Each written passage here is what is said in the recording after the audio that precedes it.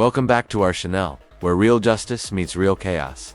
Today's case is a bureaucratic nightmare wrapped in legal confusion, and it all centers on Curtis Brent Hamadi, a man who claims he only has 1 DUI on record, but the judge's paperwork says 3, including one in a state he insists he's never been convicted in. Fingerprints are missing, records don't match, and somehow, default judgments are popping up where they legally shouldn't even exist. We've got a judge digging through pages of misfiled convictions, a defense trying to stay afloat in a sea of old charges, and a defendant who might have to fly across the country just to prove he didn't commit a crime.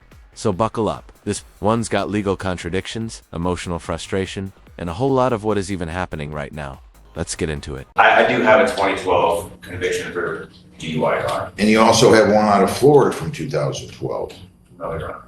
What is going on? Hold up to DU is from 2012 in 2 different states. That's a massive red flag.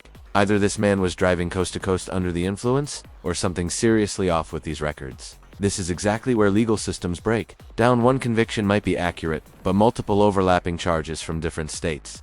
That's the kind of mess that can ruin someone's life if not cleared up. What do you think? Is Curtis telling the truth about having just 1 DUI, or is he downplaying a much bigger pattern? Curtis Brent Hamadi, 25R513926A. Judge, did you want to have Beth come in on this one? Because I think this is the one that she had to run, make sure the one of the convictions was accurate. Sure, call in Beth.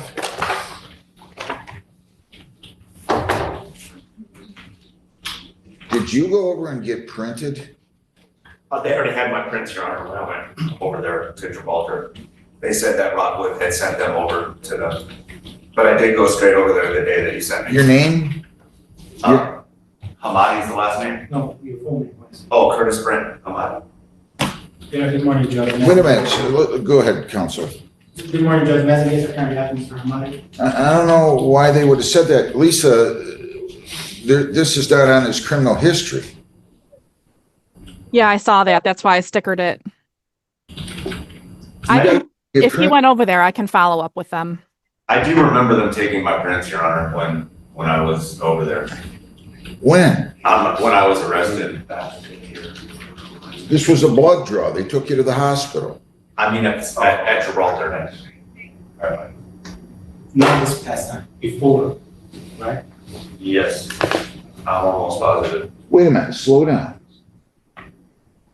When you were arrested on March 17th, Yes, sir. they didn't take your prints, did Now this they? is where it gets interesting. The judge asks a simple question: why didn't you go get your prints taken? Curtis says he did, and even names the office that allegedly turned him away.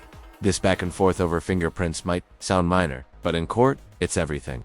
Fingerprints confirm identity and link past charges. No prints, no way to tie a person to a specific case. So either Curtis is telling the truth and Rockwood dropped the ball, or we've got a defendant playing dodgeball with the system. I thought they did, Your Honor. I could be wrong.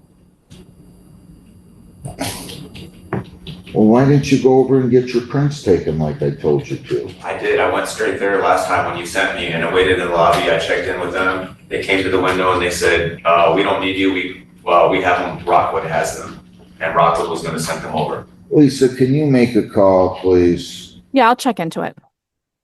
Yeah, let's I'm gonna have him have a seat until we figure this out. That's not your justice. Judge Officer or Detective Mercier is here in the building. That's who I would call. Oh, wait a minute. Hang on a second.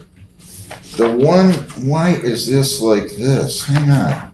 They did take his prints.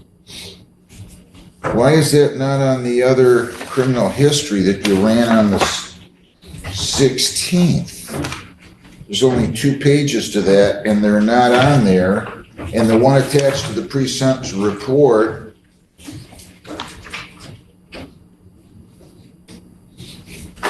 has it on here. That's weird. Here's where the glitch in the matrix becomes real. 2 criminal history reports, same subject, completely different data. One shows convictions, the other doesn't. Now imagine you're the judge. You're being asked to rule on someone's future, but the facts change depending on what page you're holding. This isn't just paperwork, it's a potential miscarriage of justice. And the question we have to ask: how many people have been wrongly sentenced because of errors like this? What's the date that one was ran? May 15th. Oh, that is strange. Well, I can have them correct that. I'll check into it. Your name? Just hold on, I'll have information, Your Honor. So I adjourned the sentence until today. I ordered him to go get prints. What is going on here? I don't get this. I ordered him to get prints on the 26th.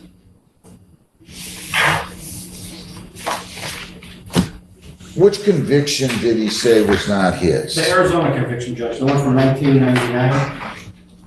And then he did mention to the court that he did try to get that removed from his criminal history. They told him that he would actually have to fly down to Arizona, go and physically get the documents, and then submit those to the court, correct?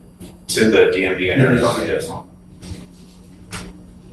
They said I needed an abatement form. So you're saying the 1999 conviction? Curtis claims the 1999 Arizona conviction isn't his, and the judge seems to believe he was never actually charged or convicted. But here's the legal twist. Ghost convictions like this, ones that appear on records but don't have a corresponding case file, can haunt someone forever unless they're formally cleared. Would you fly to Arizona just to prove a crime never happened? Curtis might have to. Comment below. Should defendants be responsible for clearing up state records like this, or is that the court's job? Was not yours. Well, he was never charged, Judge. He was never convicted, right? Nothing ever came of it, correct? Yes. So I adjourn this to have Ms. Wilds look into it? Is that what Correct. you're telling me? I didn't make very good notes here, obviously. Yes, Judge. No, you adjourned it. Do you know if she checked into that? I don't know if she checked into it. Everything I have in the file is from what you have there and shows a Michigan licensing, nothing out of state or anything like that. She didn't receive any notes or anything like that. She's out today. I don't have anything here in the file that indicates she did look into it. And you're saying I told her to? Correct, Judge. I know, I do recall that she said she would make a phone call to try to follow up on that.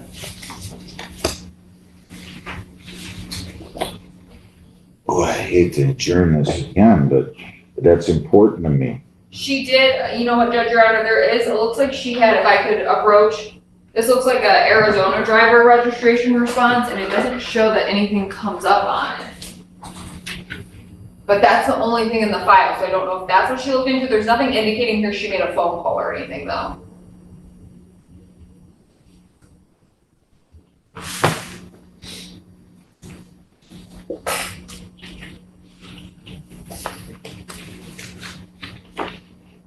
Boy, I am just lost on this one.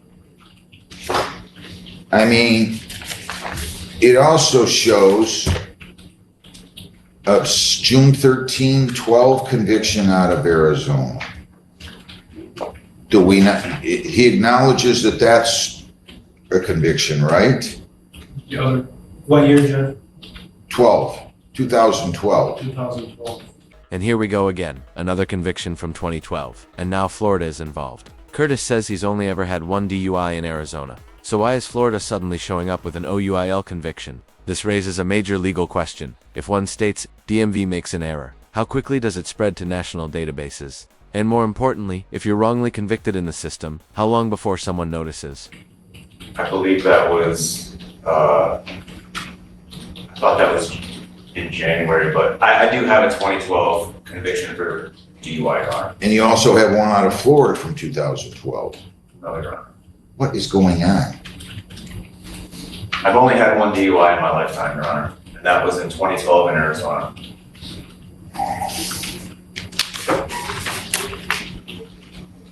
I don't know where she came up with all these convictions at then. If it's not on here. You didn't get anything expunged, did you? I did not, Your Honor. I guess I should have. Well, you got one here. It says.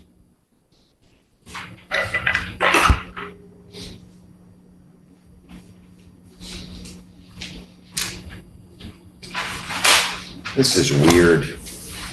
This moment is pure legal gold. The judge is openly baffled. A default judgment on a DUI, that's unheard of. Default judgments happen when someone ignores a civil lawsuit, but in criminal court, that's not how due process works. If this truly is a clerical mistake, it's a dangerous one, because default judgments can cost people jobs, licenses, even freedom. What would you do if you saw a phantom DUI on your record that never happened? This is default judgment guilty on an OUIL. How do they have a default judgment on a OUIL, you don't. And then that was 99 out of Arizona. Then they show another default judgment guilty in 2012 for operating while intoxicated.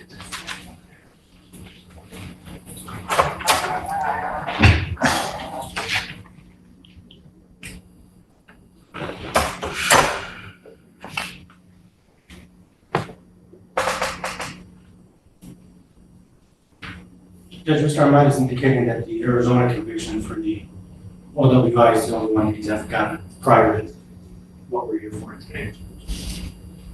Okay, this judge is officially deep in the weeds. He's reading conflicting dates, jurisdictions, and outcomes, and nothing adds up. At this point, the courtroom has turned into a forensic audit of state databases. It's not about whether Curtis committed the crimes, it's whether the government can prove anything clearly, and that's a scary thought. If your freedom depends on a stack of outdated PDFs, are you really innocent until proven guilty?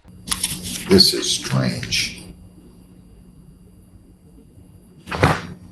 Well, where did she come up with the... Jeez.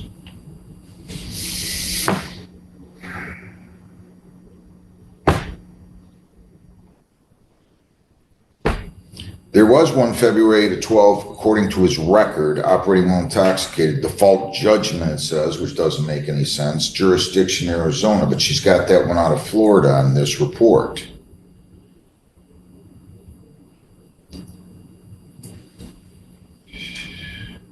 Do you live in Florida? I did, Your Honor.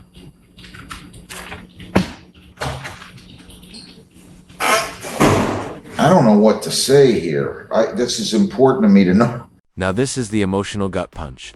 Curtis is offering to fly to Phoenix on his own dime to fix this mess himself. That's desperation, and it tells us he either truly believes in his innocence or he's cornered. But the judge stops him because, shockingly, even he admits it's not even on your record here. Imagine being told not to prove your innocence because the system can't even find the crime. That's where we are now. Know what's going on. Mr. Hamadi, I hate to do this. I'm going to have to adjourn this. I'm sorry again. And it's...